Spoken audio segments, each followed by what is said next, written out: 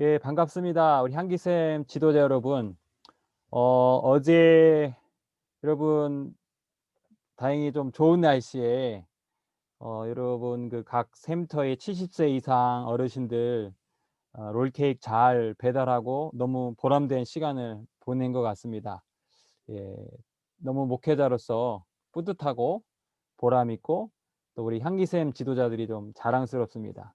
제가 잠깐 기도하고 네 번째 향기샘 지도자 훈련 시작하겠습니다. 함께 기도하겠습니다.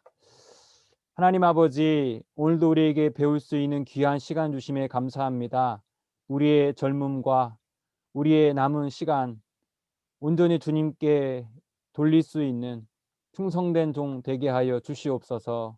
우리 생이 다하는 그날까지 우리의 열정이 식어지지 않게 하옵소서. 예수님의 이름으로 기도드립니다. 아멘. 네, 오늘은 제가 집에서 촬영을 하도록 하겠습니다. 좀 뒤가 좀 지저분한데 이해해 주시고요. 화면 공유를 좀 하겠습니다. 네. 재밌는 사진이 나오네요. 네, 보이시죠? 네.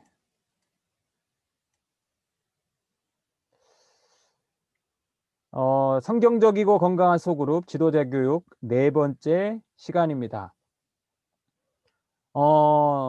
어제 이렇게 우리가 한 100개 가까이 되는 카스테라 빵과 누룽지 그리고 마스크 이렇게 정리하면서 배부를 했고, 여러분들이 이렇게 잘 배달해 주셔서 이렇게 예쁜 사진들이 나온 것 같아요.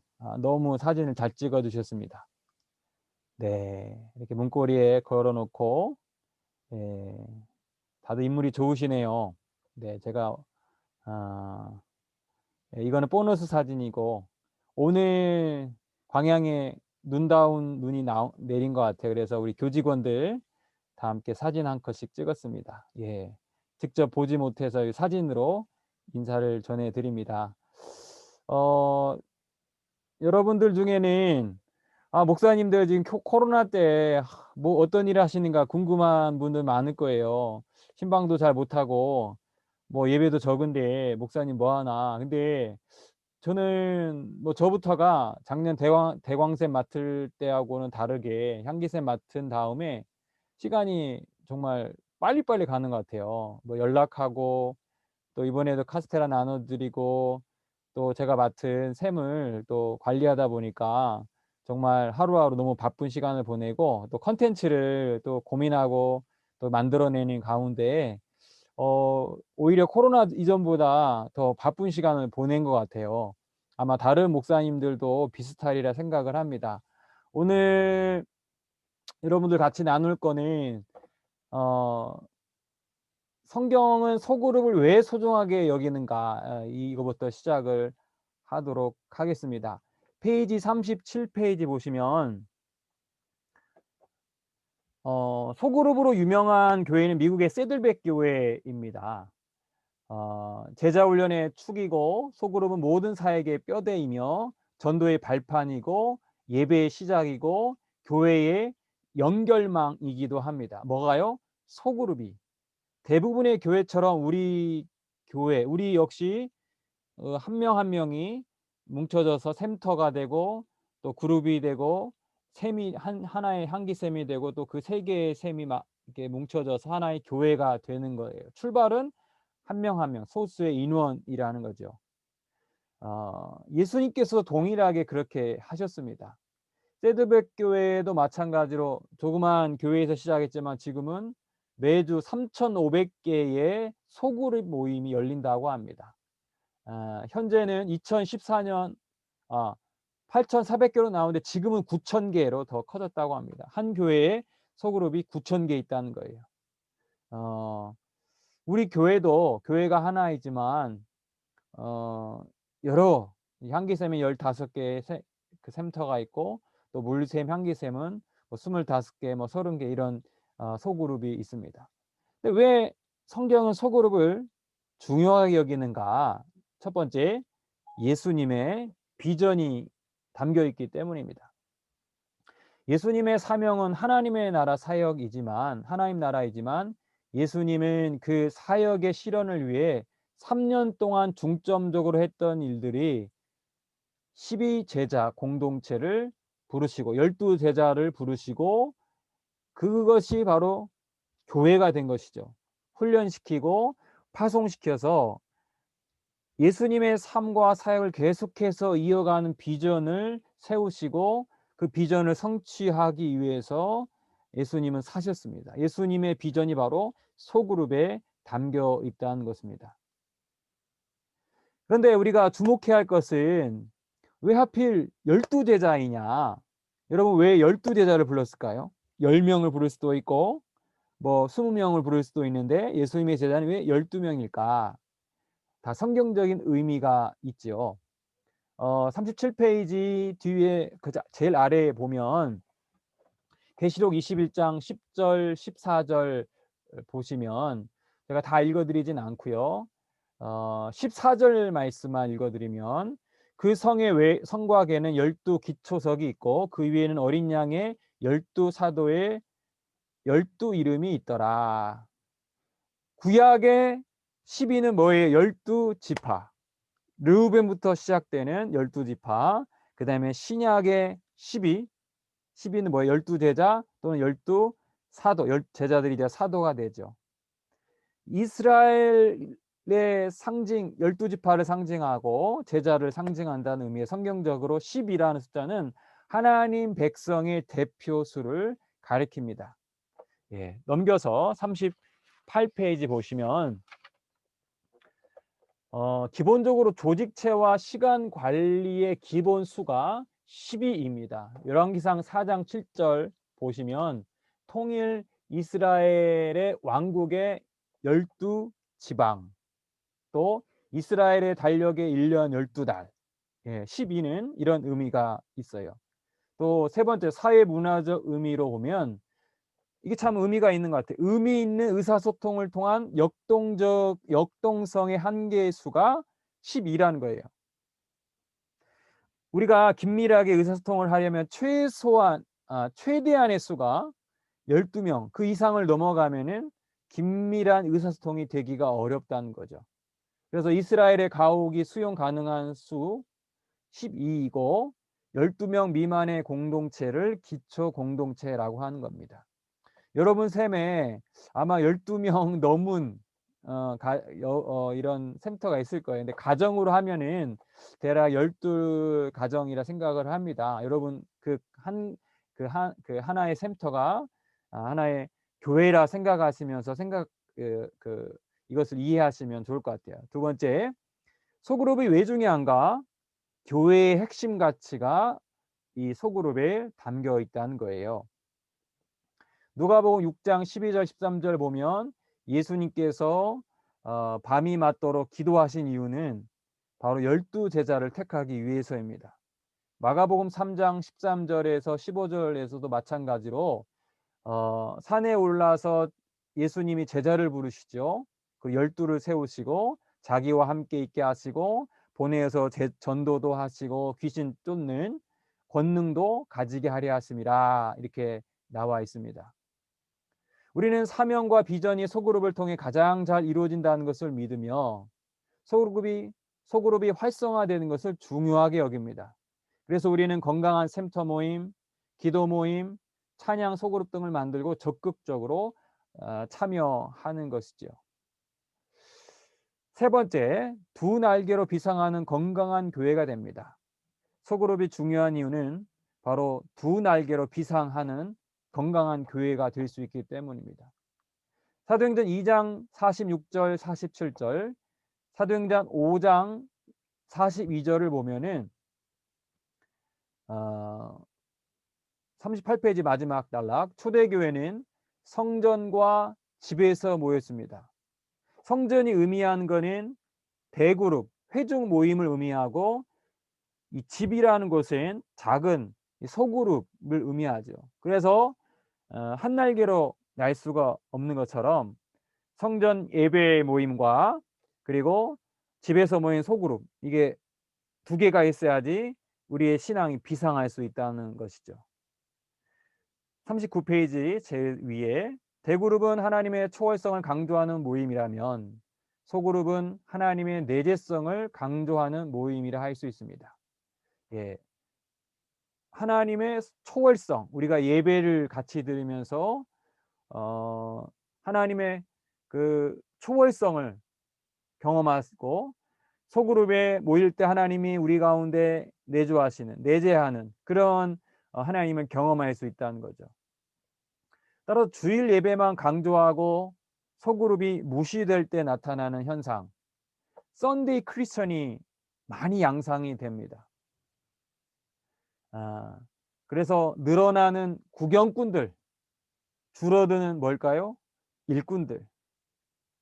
사실 코로나 이전에 썬데이 크리스천이 얼마나 많았습니까? 주일날 와서 예배하고 밥 먹고 그냥 세상으로 그냥 돌아가는, 주일날 겨우겨우 교회 온, 사실 예배를 드리는 것이 아니라 예배에 참여하는 그냥 구경꾼인 사람들이 많았죠. 그러나 이번 코로나로 인해서 구경꾼들은 어떻게 보면 줄어들 수 있었지만 오히려 진짜 알곡은 드러난다, 그런 상황을 보게 되지요. 전통교회에서는 일꾼이 20% 미만이라고 합니다. 그러니까 우리 교인이 예를 들면 100명이면 그중에서 일꾼은 20%밖에, 맥시멈 20%이고 관객이 80%라고 하는 거예요. 뭐 정확한 수치는 아닐 수 있지만 대략 그런 것 같아요. 우리 교회도 뭐 1000명이 넘는 교인들이 있다고 하지만 실제 봉사하고 헌신할 때는 20% 정도 와서 봉사를 하는 경우가 대부분입니다. 소그룹 공동체 안에서는 그 반대가 되는 거예요. 일꾼이 80%, 또 그냥 교회만 왔다 갔다 하는 사람이 20%, 이런 것이 건강한 소그룹 공동체라는 겁니다. 교회의 본질의 친밀한 교제와 나눔의 상실을 갖게 됩니다. 어떨 때요? 그냥 대그룹, 그런 주일 예배만 강조하는 경우이죠. 사도신경을 통해 성도의 교제를 믿는다고 신앙 고백하지만 실천하지 못한 경우가 많이 있죠. 단순한 교제를 넘어선 삶의 나눔, 서로의 삶에 대한 참여가 상실되는 경우가 많습니다. 또 세 번째, 보고 배우는 역할, 모델의 상실을 경험하게 됩니다. 네 번째, 하나님의 나라 복음 전도의 열정을 상실합니다. 교회 왔다 갔다 하면은 그저 예배만 구경하듯이 하면 여러분 복음 전도의 열정이 사라지죠. 복음의 소비자 의식이 팽배해서 복음의 생산자 의식이 없어지게 됩니다. 어떨 때요? 주일 예배만 강조할 때, 그저 썬데이 크리스천이 될 때 그렇다는 겁니다. 다섯 번째, 사역 현장의 상실. 예. 막상 사회 현장에서 일할 일꾼이 없다는 거죠. 마음이 아프지만 우리가 교회를 하다 보면은 예배 드릴 때는 많은 인원이 있지만 사실 봉사와 헌신의 자리에는 많은 수가 없는 게 사실입니다. 왜 그럴까요? 결국은 소그룹이 이렇게 역동적으로 일어나지 않기 때문입니다. 네 번째, 사회적 시대적 요청입니다. 왜 소그룹을 중요하게 여겼냐? 사회적 시대가 그것을 요청하기 때문입니다. 인간은 부드러운 접촉과 친절한 대화, 사랑의 표정과 따뜻한 손길을 그리워하는 사회적 정서를 갖고 있습니다. 또는 관계적 정서를 갖고 있습니다. 사회 안에서 다른 사람들과 더불어 공존하는 관계적 존재가 되지 못할 때 인간은 고독과 관계의 갈증을 경험하게 됩니다. Touching hungry, talking hungry, loving hungry. 예, 뭐예요? 배고프다는 거예요. 이 인간적인 터치가 그립고, 토킹, 말하고 싶은데 말할 사람이 없고, loving hungry, 사랑하고 싶고 사랑받아야 하는데 그러한 사랑받지 못한 갈급함이 우리에게 있다는 거죠. 우리 교인뿐만 아니라 오히려 교회 밖에 이런 소그룹을 통한 이런 깊이 있는 만남이 사실 어려워요. 예, 이것이 이 시대의 소그룹을 우리가 해야 하는 이유입니다. 그래서 39쪽 제일 마지막에 자유주의의 대표적인 결함, 이것은 개인주의와 공동체 해체입니다. 우리가 정말 이 시대만큼 사람들에게, 개개인에게 자유를 부여하고 마음껏 그 자유를 누릴 수 있는 그런 시대가 이 시대만큼 어 개인주의, 자유가 확장된 시대가 없었어요. 그런데 그 자유주의의 확장은 개인주의를 낳고 공동체의 해체를 낳았습니다. 그래서 우리 가운데 이런 터치와 사랑과 외로움이 깊어지고 있다는 거죠. 예. 그다음에 넘겨서 40쪽 보겠습니다.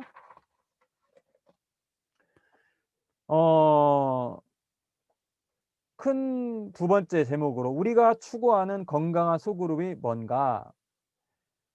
첫 번째는 영적 가족 공동체, 가족 공동체가 되야 한다는 거예요. 소그룹은 12명 이내에 구원받은 성도들로 이루어진 영적인 가족 공동체입니다. 우리에게는 혈육의 가족이 있는 것처럼 영적인 가족도 있습니다. 어떤 사람들이 하나님의 가족이라 할 수 있습니까? 요한복음 1장 12절 13절, 우리가 잘 아는 말씀이죠. 영접하는 자 곧 그 이름을 믿는 자에게는 하나님의 자녀가 되는 권세를 주셨으니, 뭐예요? 누구를 영접하고? 예수님을 영접하고 하나님의 자녀가 된 사람들이 바로 영적 가족 공동체입니다. 마가복음 3장 35절, 누군지 하나님의 뜻대로 행하는 자가 내 형제요 자매요 어머니이니라. 하나님 아버지의 뜻대로 행하여서 예수님의 형제와 자매가 된 사람들입니다. 디모데전서 3장 15절, 만일 내가 지체하면 너로 하여금 하나님의 집에서 어떻게 행하여야 할지를 알게 하려 함이니 이 집은 살아계신 하나님의 교회요 진리의 기둥과 터니라. 하나님의 집에 거하는 사람들입니다. 함께 예배를 드리는 소그룹에서 모이는 그 사람이 바로 예수 그리스도 안에 우리가 한 형제요 자매라는 것이죠. 40페이지 제일 마지막 단락 보면 영적 가족 공동체인 소그룹 안에서 우리는 말씀이라는 영적인 양식을 먹으며 기도라는 영적인 호흡을 하게 되고, 나눔과 중보기도, 섬김을 통하여 형제와 자매들에게 영적인 돌봄을 하게 됩니다. 이러한 영적 가족은 오늘의 현대인들에게 무너져 내린 가족 제도에 대한 유일한 치유적 대안입니다. 뭐라고요? 치유적 대안입니다. 집을 잃은 현대인들에게 대한 가족 운동이자 확장된 가정 운동이며, 깨어지고 상처받은 영혼들을 치유하려는 하나님의 손길입니다. 물론 가족, 이런 소그룹이 기존에 우리가 있는 가족 공동체를 대체하고 육신의 가정은 무시해도 된다는 의미가 아닙니다. 가족도 중요하지만 혈연의 가족도 우리가 중요해요. 그러나 우리는 하나님 안에서 예수 그리스도의 피로 형제 자매된, 정말 때로는 믿음의 형제 자매들이 육신의 가족과 형제 자매보다 더 친밀한 관계를 주고받는 분들을 저는 많이 봅니다. 여러분은 아마 샘터에서 그런 분들 분명히 있을 거예요. 내 속마음을 남편에게도 또는 가족에게도 내 자녀에게도 말 못하는데, 이 믿음의 이 소그룹의 우리 권사님들에게, 집사님들에게 나누면서 치유받는 분들을 많이 봅니다. 소그룹이 중요하다는 거죠. 그 다음에 영적 가족 공동체가 되기 위해 우리는 어떠한 삶을 살아야 할까요? 말씀을 읽고 에베소 2장 19절 22절, 사도행전 2장 44절 47절, 서로 물건을 통용하고 서로 필요를 나눠주는 거예요. 함께 떡을 떼며 기쁨과 순전한 마음으로 음식을 먹고 찬미하고 이런 내용이 이어지죠. 사실 가족이 뭐예요? 경제 공동체 아닙니까? 정말 믿음의 사람들은 이런 형제자매의 필요의 순간, 나의 것을 나누고 또 먹을 것을 나누고 모여서 순전한 마음으로 기뻐하는 것, 이것이 바로 우리 영적 가족 공동체에서 해야 할 일입니다. 두 번째, 만인 제사장 공동체. 소그룹은 성경적 원리를 따라 모든 성도를 사역자로 세우는 만인 사역 제사장 공동체입니다. 그러므로 소그룹의 구성원은 서로에게 형제와 자매가 되는 영적 가족이며 동시에 서로를 사역자로 세워나가면서 하나님의 사역에 동참하는 제사장 가문이 되는 것입니다. 여러분, 종교개혁이 남긴 유산인 만인 제사장의 의미는 뭘까요?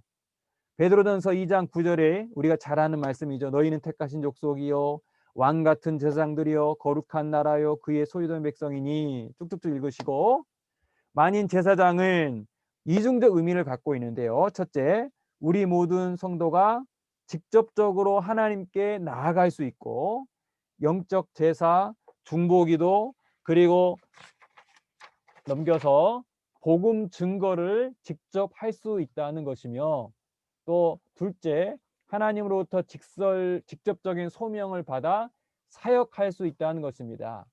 첫 종교개혁은 사제의 손에만 있는 성경을 평신도의 손에 건넨 사건이며, 성경을 과거에는 사제 얘들에게만 성경이 있었는데 그것을 번역해서 평신도들에게도 손에 성경이 주어져서 성경을 읽고, 제2의 종교개혁의 과제는 아직도 사제의 손에만 있는, 종교 지도자에게만 있는 사역을 평신도의 손에 돌려주는 사건입니다.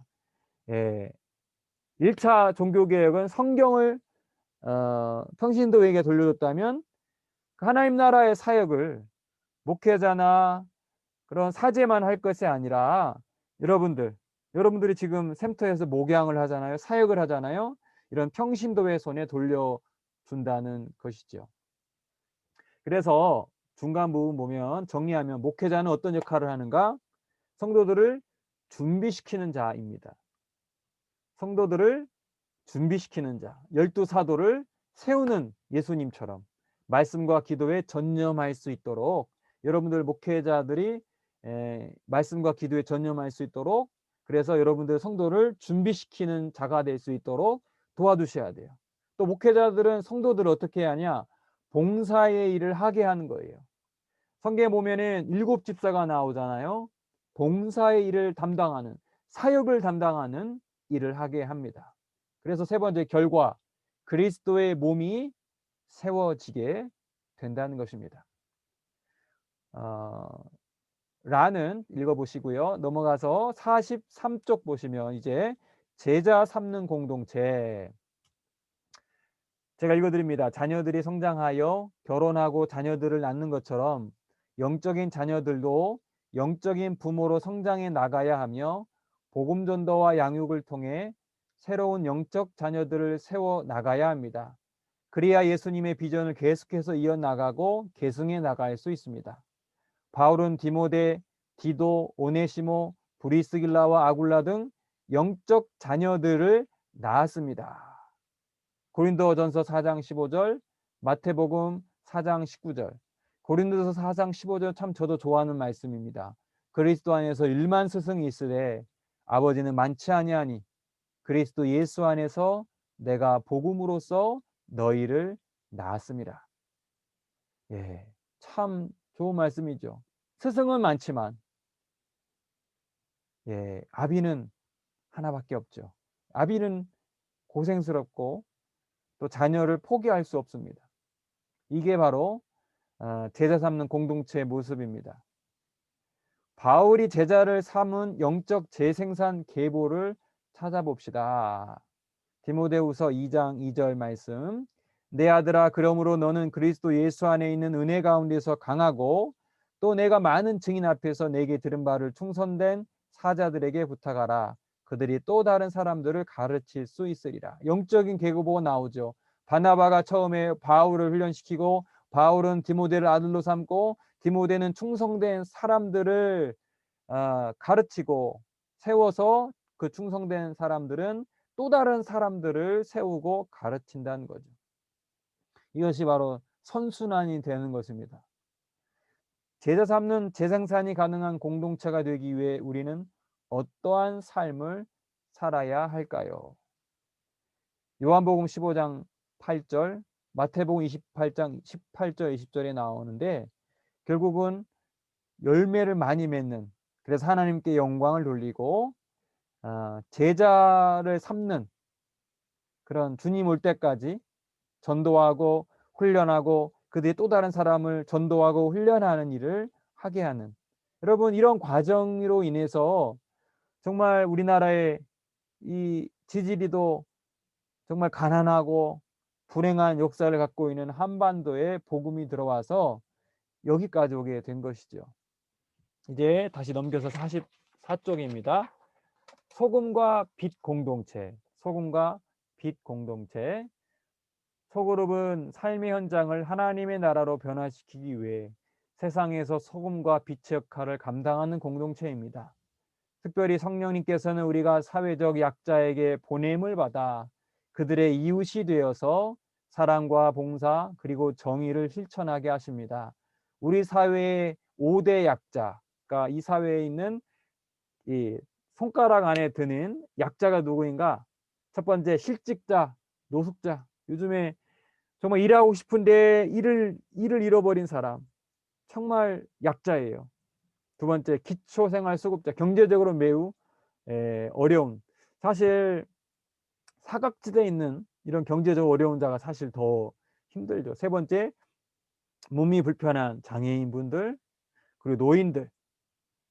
마지막, 외국인 근로자. 우리가 이 시대에 과부와 고아와 나그네에 해당하는 사람들이 5 약자들입니다.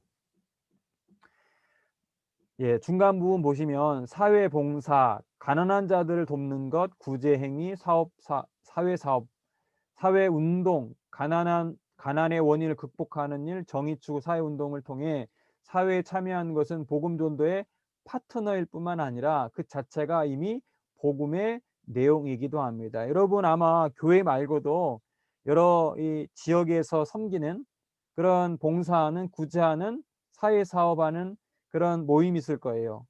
저는 우리 광양대강교회에서 교회 사역뿐만 아니라 그런 일도 열심히 하면 좋겠어요. 다만 어떤 마음으로?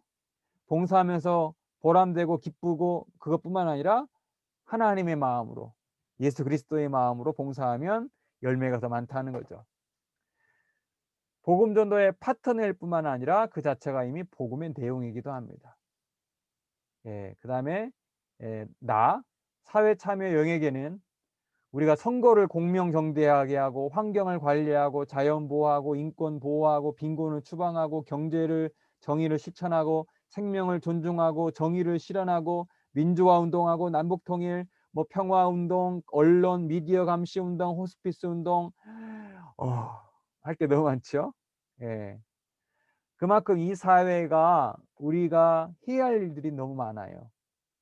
교회 안에서 머무는 신앙이 아니라 사회 밖에서 우리가 빛과 소금으로 감당할 일들이 사실 너무 많이 있어요. 코로나 이전에 우리는 너무 교회 안에서만 머물렀어요. 그러나 코로나로 인해 우리는 사회 밖으로 흩어지게 됩니다. 그곳에서 하나님의 복음을 전한 거예요.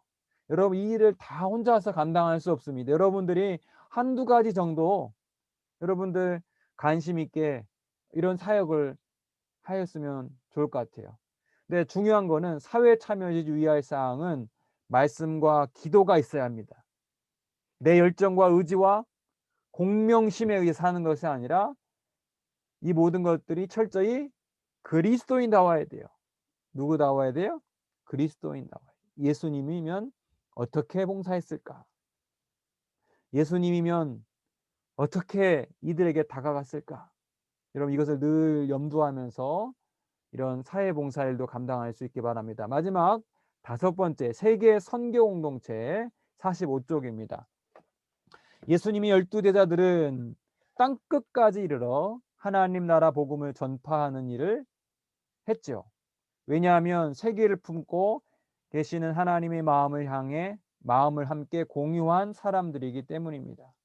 하나님은 땅끝까지 하나님 나라 복음이 전파되어 온 세상 나라들이 모두 하나님 나라로 변화되는 꿈을 가지고 계십니다.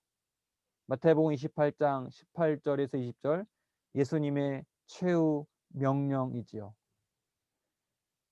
제자 삼아서 성령의 이름으로 세례를 주고 가르쳐서 제자를 또 삼아 세상 끝날까지 내가 너희와 함께 있으리니 이 제자 삼는 사역 선교 일을 감당해라 말씀합니다.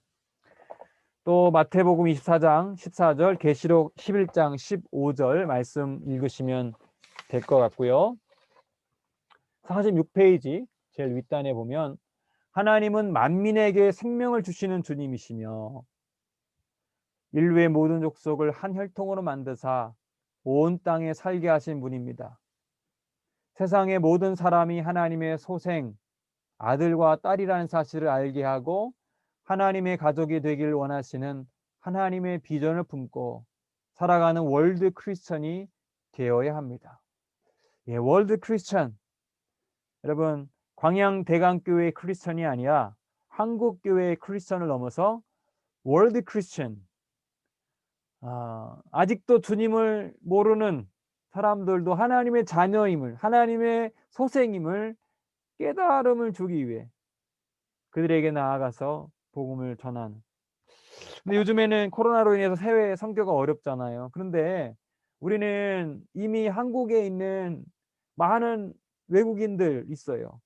그분들만 잘 케어해도 그분들이 한 분 한 분이 선교사가 될 수 있습니다. 그 사람들을 통해서 세계 복음화가 이루어질 수 있다는 거죠. 마지막 세계 교회 공동체가 되기 위해 우리는 어떠한 삶을 살아야 할까요? 우리에게 주어진 과제입니다. 예. 사도행전 1장 8절, 우리가 성령의 충만함을 경험해야 돼요. 그 다음에 마가복음 16장 15절, 온 천하에 다니며 만민에게 복음을 전파하라. 여러분, 온 천하니까 너무 멀게 느껴지는데요. 땅끝까지 이르러, 땅끝은 요즘으로는 여러분의 가족과 여러분의 자녀가 땅끝입니다. 예. 그들에게 복음을 전하십시오. 듣든지 아니 듣든지 정말 미끼를 던져가면서 그들에게 어떻게 하면 복음을 전할 수 있을까? 사도 바울의 마음으로 어떻게 하면 그들에게 하나님의 복음을 전해서 그들 역시도 하나님의 구원받는 백성이 될 수 있을까? 여러분, 선교는 이런 안타까운 마음을 가지고 하는 것이죠. 저와 여러분이 이 소그룹을 통해서 하나님의 깊은 사랑을 경험하고 소그룹에 내재하시고 성령으로 충만케 하시는 하나님을 경험하시고 이제 우리의 가족, 우리의 지역, 더 나아가서 월드 크리스천 되기를 주님의 이름으로 축원합니다. 예, 오늘도 열심히 잘했어요. 다음 시간에 또 만나요. 예, 오늘도 수고하셨고 다음 주에도 또 소그룹 모임 갖도록 하겠습니다. 함께 기도하겠습니다. 하나님 아버지, 오늘 또 소그룹이 성경에서 얼마나 중요한지를 배우게 되었습니다. 하나님의 나라가 작은 겨자씨부터 시작된다는 사실을 기억하며 우리가 속한 샘터를 예수님의 마음으로 정성껏 한 명 한 명을 잘 보살피고 돌보며 그들을 위해 중보할 수 있는 목양의 사람 되게 하여 주시옵소서. 예수님의 이름으로 기도드립니다. 아멘. 예, 내일 송구영신 예배 10시 반부터 유튜브로 실시간으로 중계합니다. 예, 그때 또 재밌는 시간 많이 또 가질 수 있도록 준비를 많이 했습니다. 예, 그때 뵙도록 하겠습니다. 예. 해피 뉴 이어. 바이바이.